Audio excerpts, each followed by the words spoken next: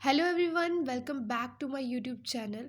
तो आज हम पढ़ने जा रहे हैं सेंट्रल बैंक क्या है और उसके फंक्शंस, जो कि मोस्टली क्वेश्चन पेपर्स में आता है। तो इसलिए मैं आपके साथ डिस्कस कर रही हूँ। सेंट्रल बैंक क्या होता है?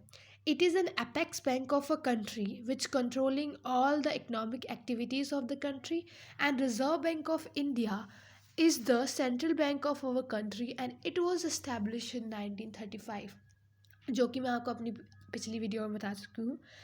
सबको पता होता है कि आरबीआई जो इंडिया का रिजर्व बैंक है, यानी रिजर्व बैंक ऑफ इंडिया जो है वो सेंट्रल बैंक ऑफ इंडिया है। तो वो एस्टेब्लिश हुआ था 1935 में। मोस्टली कुछ लोगों को पता होगा, कुछ लोगों को ये बात नहीं पता होगी। तो इसके फंक्शंस क्या हैं? सेंट्रल बैंक एक अपेक्स बैंक होता है कंट्री का, जो कि कंट्रोल करता है all the economic activities of the country. हर एक कंट्री में एक सेंट्रल बैंक होता है जो कि उस कंट्री की इकोनॉमिक एक्टिविटीज़ को कंट्रोल करता है। ठीक है। फंक्शंस ऑफ सेंट्रल बैंक क्या है? सबसे पहले फंक्शन होता है सेंट्रल बैंक का, bank of issue. Central bank is the only bank which has the authority to issue notes in all over the country except coins. कि सेंट्रल बैंक ही एक ऐसा बैंक होता है जिसके पास अथॉरिटी होती है कि वो इशू कर सकता है नोट। और हर एक कंट्री का, मैंने बताया आपको, सेंट्रल बैंक होता है, तो वो इशू नोट्स को इशू करता है कंट्री में। ठीक है। बैंकर टू द गवर्नमेंट, ये एक बैंकर टू द गवर्नमेंट है। कैसे? Central bank is a banker, agent and financial adviser to the government. It regulates all the economic activities of the government, it manages the accounts of the government, it buys and sells the securities of the government, and it frame policies to regulate money market। तो ये central bank होता है, एक agent होता है, financial adviser होता है, मतलब फाइनेंशली जो होती है ना, जो भी चीज़ें होती है फाइनेंस में, उसमें गवर्नमेंट को एडवाइस करता है। मैंने जैसे आपको बताया कि वो गवर्नमेंट की सारी एक्टिविटीज़ को रेगुलेट करता है, वो अकाउंट मैनेज करता है गवर्नमेंट के। तो ये सब इसलिए उसको बैंकर टू द गवर्नमेंट कहा गया है। थर्ड है supervision of the banks. As a banker's bank, the central bank also supervise the commercial banks.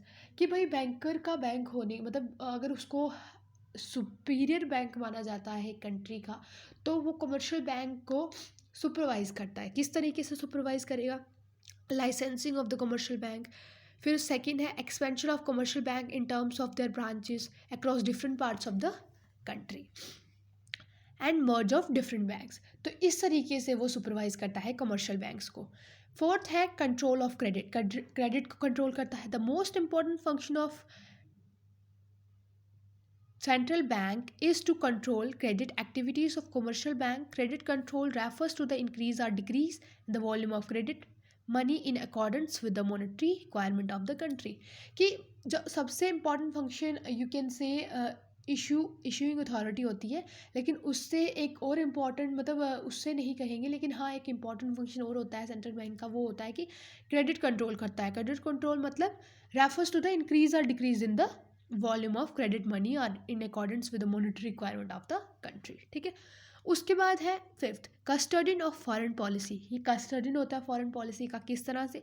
The central bank maintains a minimum reserve of international currency all the time in order to meet the emergency. कि वो foreign जो currency का एक minimum reserve होता है उसकी अपने पास रखता है, ताकि अगर कोई एमरजेंसी रिक्वायरमेंट हो फॉरेन एक्सचेंज की, and overcome adverse requirement of deficit in the balance of payment, की उसकी ज़रूरत हो तो वो हेल्प कर सके। ठीक है। कि अगर फॉरेन एक्सचेंज की ज़रूरत पड़ जाए तो उन रिक्वायरमेंट्स को पूरा कर सके। तो ये कुछ फंक्शंस हैं सेंट्रल बैंक के, जो कि बहुत ही मेन फंक्शंस हैं। Thank you so much everyone.